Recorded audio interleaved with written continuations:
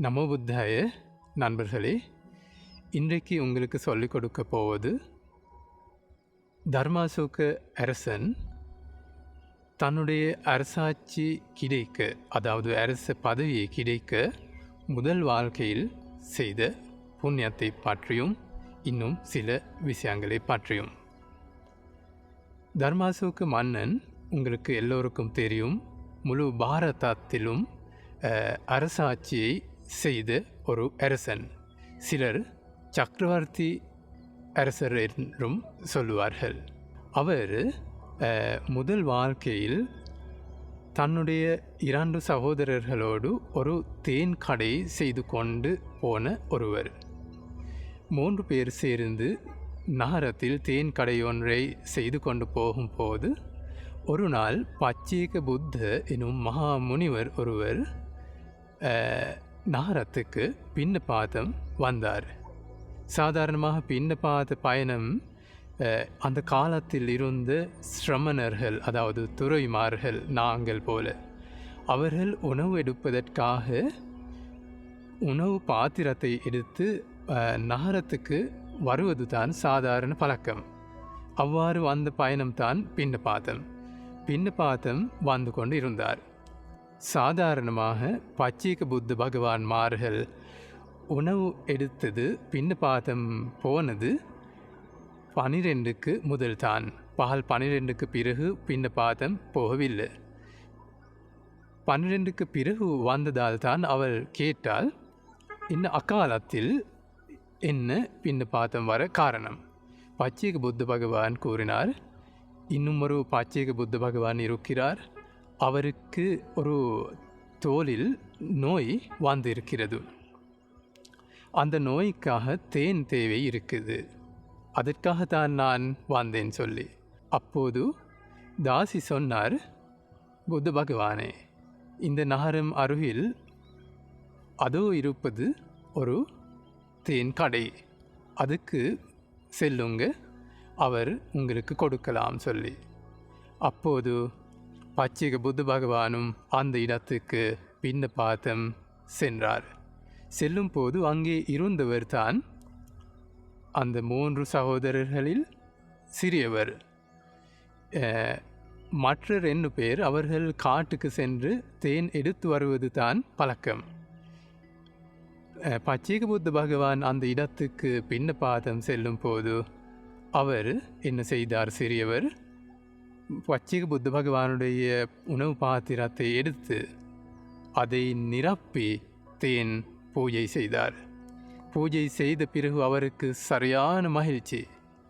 பிறகு அவர் ஒரு பிரார்த்தனை செய்தார். அந்த பிரார்த்தனை தான், இந்த புண்ணியத்தால் எனக்கு எல்லா பாரதத்திலும் ஒரே அரசனாக அரசாட்சி பதவி கிடைக்க வேண்டும் என்று, அதுதான் பிரார்த்தனை. அதே போல் அவர் பிரார்த்தனை செய்தார், இந்த புண்ணியத்தாலேயே எனக்கு ஆகாயத்தில் ஒரு யோஜனையும், அதாவது 10 கிலோமீட்டர் போல, அதே போல் பூமியிலும் ஒரு யோஜனை என்னுடைய கட்டளை பரவி இருக்க வேண்டும் என்று அவர் ஒரு பிரார்த்தனை செய்தார்.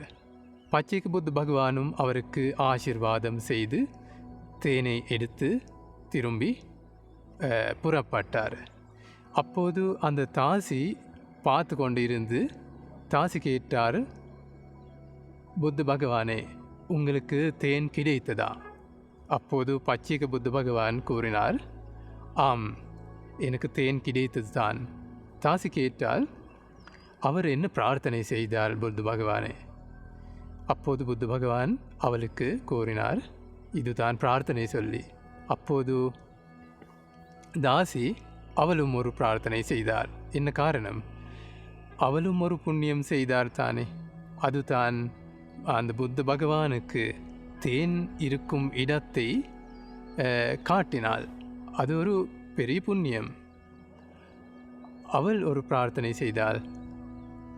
அந்த தேன் முதலாளி, அவர் அந்த வியாபாரி, அவர் பாரதத்தில் அரசனாக அரச பதவி அவருக்கு கிடைக்கும் போது நான் அவருடைய பட்டத்து அரசியாக வேண்டும், என் உடம்பில் இந்த மூட்டுகள் தெரியாமல் இருக்கும் வகையில் நிரம்பிய உடல் ஒன்று கிடைக்க வேண்டும் என்றும் ஒரு பிரார்த்தனை செய்தார்.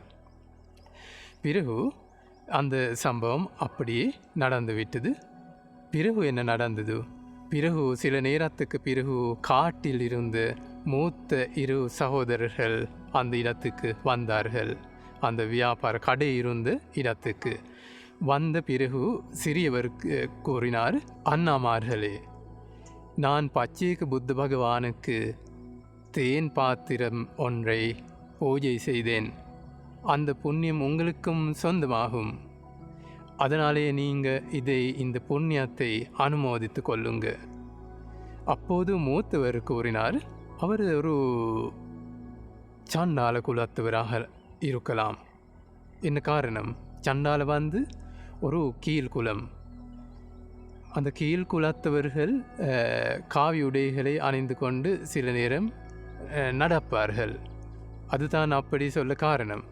பிறகு என்ன நடந்தது? அவர் அந்த புண்ணியத்தை அனுமோதித்து கொண்டார்.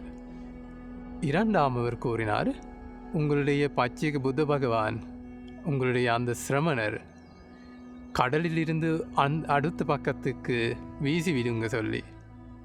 பிறகு என்ன, இந்த சிறியவர் திரும்பி சொல்ல இவர்கள் 2 பேர் இந்த புண்ணியத்தை அனுமோதித்து கொண்டார்கள். அந்த பச்சைக்கு புத்த பகவானை பற்றி நேசிப்பு கொண்டார்கள். பிறகு என்ன நடந்தது? கடைசி வாழ்க்கையில் அவர்கள் சிறியவர் தான் தர்மாசோக அல்லது அசோக அரசனாக பாரதத்தில் பிறந்தவர். அந்த கடலில் இருந்து அடுத்த பக்கத்துக்கு அவரை வீசி விடுங்க சொல்லி கூறியவர். அது பெரிய பாவம். அந்த பாவத்தினால் அவர் என்ன நடந்தது? அவர் பாரதத்தில் இருந்து இலங்கைக்கு வீசிவிட்டது.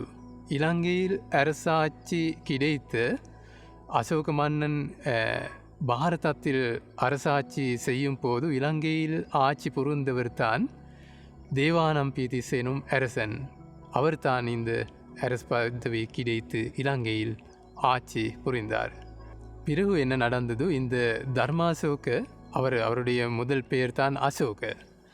அவர் விதிசா எனும் நகரத்தில் தன்னுடைய தந்தை அரசர் என்ன செய்தார்? அவருக்கு பாரதத்தில் பெரும் பகுதி அரசாட்சியாக இருந்தது. அவருக்கு ஒரு 100 புதல்வர்கள் இருந்தார்கள். அவர்களுக்கு அந்தந்த நகரங்களில் அந்தந்த அரசாட்சிகளில் அரசு பதவி கொடுத்து உப அரசர்களாகத்தான் வைத்து கொண்டு இருந்தார். இந்த அசோக அரசர் அவர் விதிசா எனும் நகரத்தில் ஆட்சி புரிந்தவர். தன்னுடைய தந்தையான அரசர் இறந்துவிட்ட பிறகு அசோக அரசர் தன்னுடைய சகோதரர்களை கொண்டு தன்னுடைய அப்பா இருந்த நகரத்தை சேர்ந்தார்.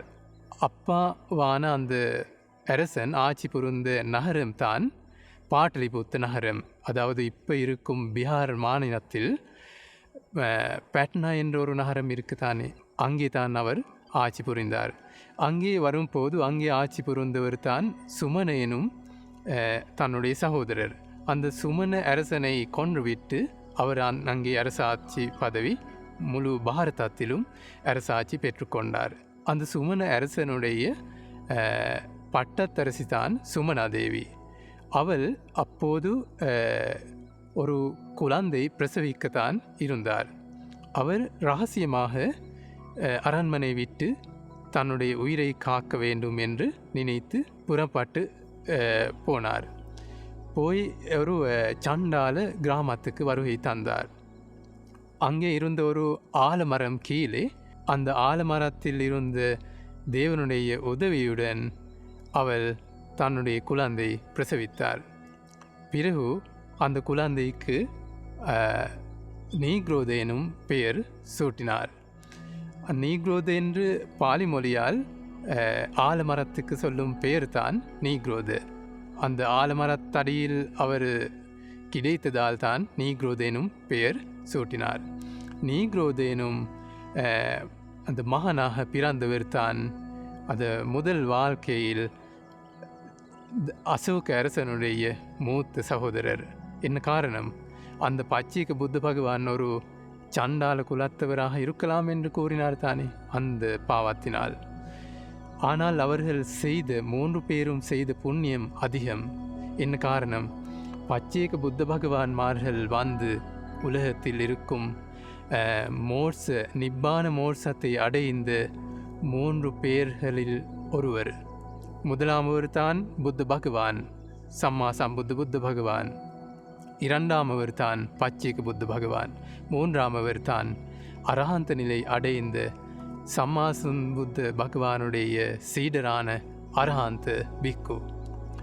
அதனாலேயே இவ்வாறானவர்களுடைய மனதில் மன அழுக்குகள், பேராசை, ஆசை, கோபம், அறியாமை எனும் பாவங்கள் ஒன்றுமே இல்லை.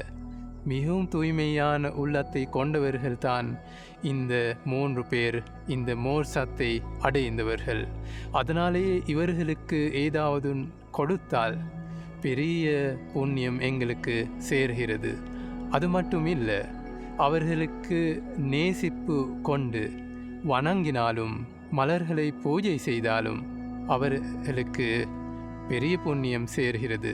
பாருங்க, இந்த அசோக அரசனுக்கு பாரதத்தில் எல்லா பாரதத்திலும் அரசாட்சி பதவிக்கு கிடைக்க பொருத்தமாக இருந்த தகுதியானதாக இருந்த புண்ணியம்தான் ஒரு தேன் பாத்திரத்தை பச்சைக்கு புத்த பகவானுக்கு பூஜை செய்தல்.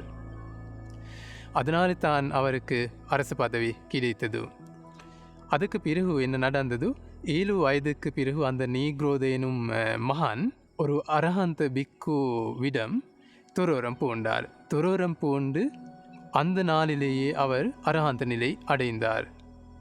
பிறகு 2வது நாளில் தன்னுடைய அம்மாவை பார்க்க வேண்டும் என்று அவர் ஆசிரமத்தில் இருந்து வெளியேறி புறப்பட்டார். புறப்பட்டு போகும்போது அசோக மன்னன் இருந்த அரண்மனை கிட்ட இருந்த பாதையினால் தான் அவர் பயணித்தார். அவர் பயணிக்கும் போதே அசோக மன்னன் இருந்தார். காலிங்க யுத்தத்தை செய்து அங்கே நடந்த பெரும் மனித படுகொலை பற்றி மிகவும் கவலையுடன் தான் அவர் இருந்தார். அந்த சிறிய முனிவர் கண்டதும் அவருடைய சாந்தமான நடத்தை பற்றி, சாந்தமான பயணத்தை பற்றி நேசிப்பு கொண்டு அசோக மன்னன் ஒரு அமைச்சரை அழைத்து கூறினார், அந்த சிரமணரை எடுத்து வாங்க, அவரை அழைத்து வாங்க சொல்லி. அந்த நீக்ரோதஸ் துறவியும் அந்த இடத்துக்கு சென்றார். பிறகு அசோக மன்னன் அவர் தன்னுடைய சிங்காசனத்தில் அமர செய்து அவரிடம் கேட்டார், புத்த பகவானுடைய தர்மம் எனக்கு மொழியுங்க சொல்லி. அப்போது அந்த நீக்ரோத எனும் 7 வயதான சாமநேர துறவி புத்த பகவானுடைய தம்மபதம் எனும் நூலில் இருக்கும் 2வது வர்க்கம், அதுதான் அப்பமாது வர்க்கம். அந்த அப்பமாது வர்க்கத்தில் இருந்த செய்யுள்களை கூறி அசோக மன்னனுக்கு தர்மத்தை மொழிந்தார். பிறகு அந்த இடத்தில் தான் அவர் புத்த பகவானையும் ஸ்ரீ சத்தர்மத்தையும் ஆரிய சங்கத்தினரையும் சரணடைந்தார். பிறகு அவர் முதலில் இருந்த சண்டாசோக, அதாவது கொடூரமானவர், அதற்கு பிறகுதான் தார்மீக அரசனாக, அதாவது தர்மாசோக எனும் பெயரை கொண்ட தார்மீக அரசனாக மாறியது அந்த சம்பவத்துக்கு பிறகுதான். நமோ புத்தாய.